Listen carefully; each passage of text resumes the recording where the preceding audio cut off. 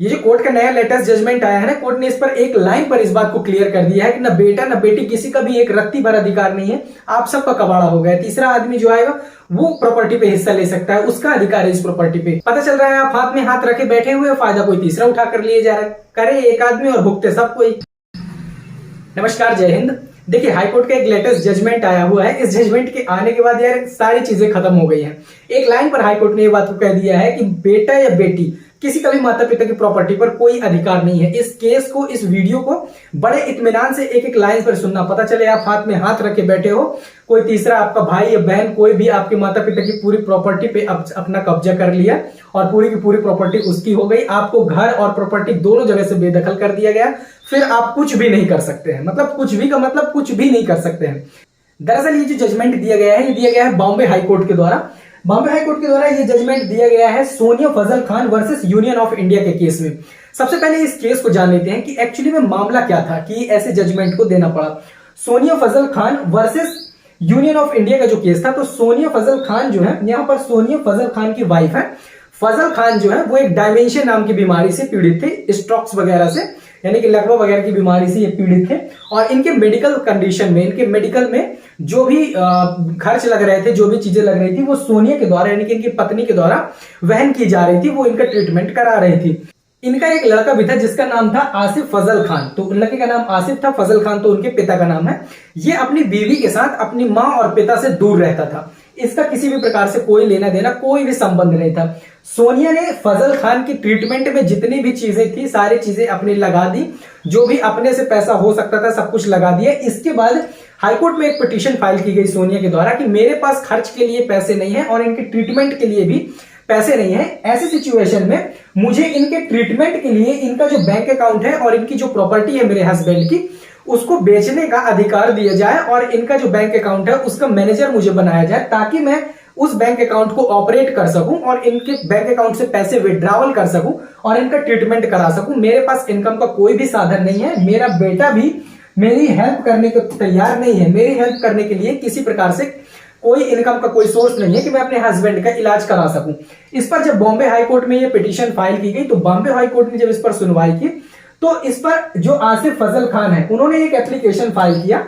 Application उन्होंने इसलिए file किया कि ये जो प्लॉट्स और जो बैंक अकाउंट की बात कर रही हैं, तो दो प्लॉट्स जो है जिनको बेचने की बात चल रही है यहाँ पर, इन पर मेरा भी अधिकार है और इस अधिकार को से मुझे वंचित नहीं किया जा सकता है, क्योंकि मैं इनका बेटा हूं और इस पर मेरा भी अधिकार है। बॉम्बे हाईकोर्ट ने इन दोनों चीजों को सुना और फिर बाद में जब जो भी मेडिकल प्रिस्क्रिप्शंस थे, जो डॉक्यूमेंट सोनिया के द्वारा कोर्ट में रिप्रेजेंट किए गए थे, उन सबको ध्यान से देखने के बाद कोर्ट ने इस डिसीजन को फाइनल वेरीफाई किया कि जो ये आरिफ कह रहे हैं, इस बीमारी में अपने पिता की देख रेख में 1 रुपया भी इन्होंने खर्च नहीं किया है। ये अपनी फैमिली के साथ बाहर रह रहे हैं। इनका किसी भी प्रकार से अपने माता पिता से कोई लेना देना नहीं है। इसके बाद जो आसिफ थे उन्होंने कहा कि अपनी बहनों के ऊपर डोमेस्टिक वायलेंस के कारण मैं दूर रह रहा हूं।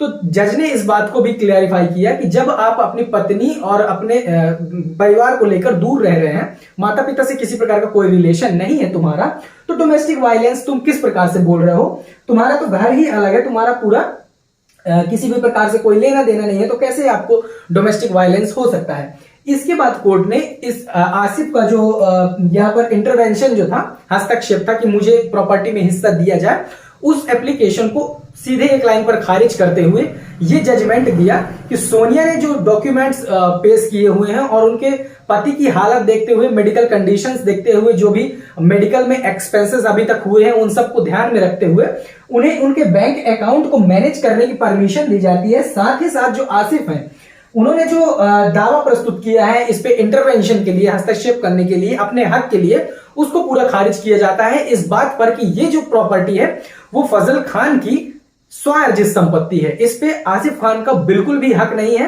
स्वार्जित संपत्ति में ना तो बेटी का ना तो बेटे का बिल्कुल भी अधिकार नहीं होता है। इस जजमेंट के बाद जो सोनिया फजल खान थी, उनको फजल खान का अकाउंट मैनेज करने और उन्हीं की प्रॉपर्टी बेचने के लिए परमिशन दी गई कि इनकी प्रॉपर्टी को सेल करके आप अपने पति का ट्रीटमेंट करा सकते हैं। अब यहां पर जो मेन बात आती है इस जजमेंट के बाद कि किस प्रॉपर्टी की यहां पर बात की गई है, किस पर आपका अधिकार नहीं है। यहां पर जो प्रॉपर्टी की बात आती है वो प्रॉपर्टी है स्वार्जित संपत्ति।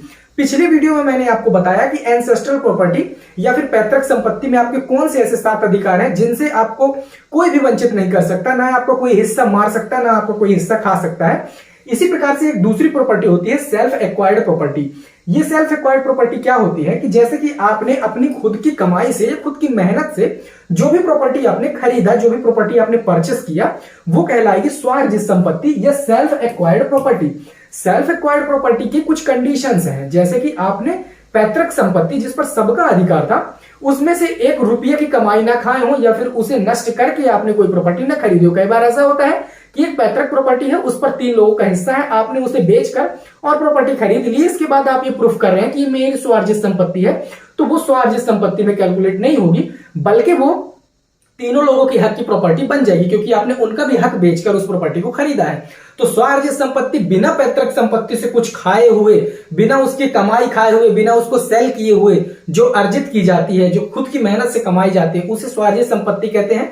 इसी प्रकार से जब आपको कोई प्रॉपर्टी गिफ्ट डीड या वसीयत में मिलती है उसे स्वार्जित संपत्ति कहा जाता है। इसी प्रकार से जब एक पैतृक संपत्ति पार्टीशन होकर आपको मिलती है तो उसे स्वार्जित संपत्ति कहा जाता है। यहां पर कुछ स्वार्जित संपत्ति की शर्तें लिखी हुई हैं, जैसे यदि किसी संपत्ति को पूर्वज से प्राप्त नहीं किया है तो वो स्वार्जित संपत्ति होगी। हिंदू द्वारा अर्जित की गई क्योंकि संयुक्त परिवार के विभाजन के दौरान जो संपत्ति प्राप्त होती है स्वार्जित संपत्ति होती है। अपनी बेटी को जो शादी के दौरान पिता देता है वो उसकी स्वार्जित संपत्ति होती है।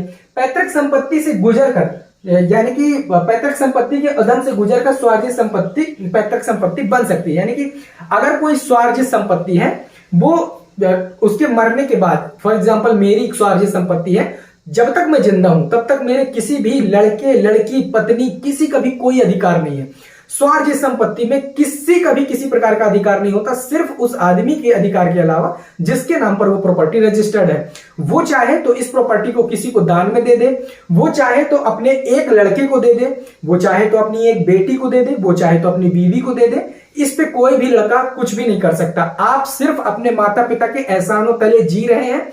जिस दिन भी उनका मन हुआ पकड़ के आपका चेरुआ बाहर निकाल देंगे। चेरुआ समझते हमारे बुंदेलखंड में इसको बोलते हैं, बॉडी पकड़ के बाहर निकाल देंगे।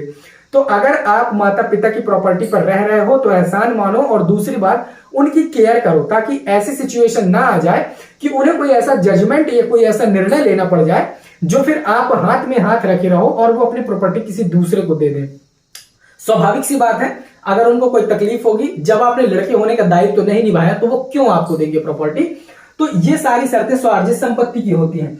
इसके बाद अगर स्वार्जित संपत्ति में आपको हक चाहिए या फिर स्वार्जित संपत्ति में आपको हक लेना है तो वो एक ही कंडीशन में मिल सकता है कि आपके माता पिता जब बिना किसी वसीयत के या बिना किसी गिफ्ट डीड के डेथ हो गए हों, और इनके बाद जो प्रॉपर्टी आपको मिलेगी उस पर आपका, फिर जो प्रॉपर्टी बचेगी उस पर आपका हक हो जाएगा। तो उस पर फिर सारे के सारे उसके फर्स्ट क्लास के उत्तराधिकारी होंगे, जैसे आपकी माता, आपकी बहनें और आपके जितने भी भाई होंगे, सबका उस प्रॉपर्टी पर हक बन जाएगा।